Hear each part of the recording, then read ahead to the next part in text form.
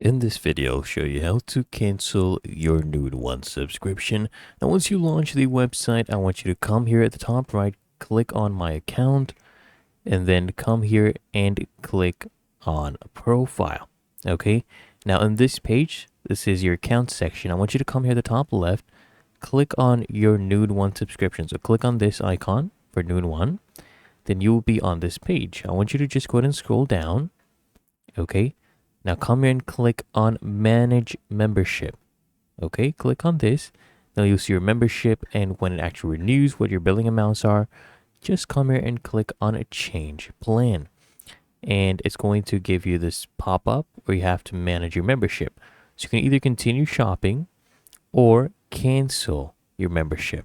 Okay, click on Cancel Membership. They're going to ask you what your reason is for cancellation. Just pick any and then click on Confirm Cancellation and your page will refresh.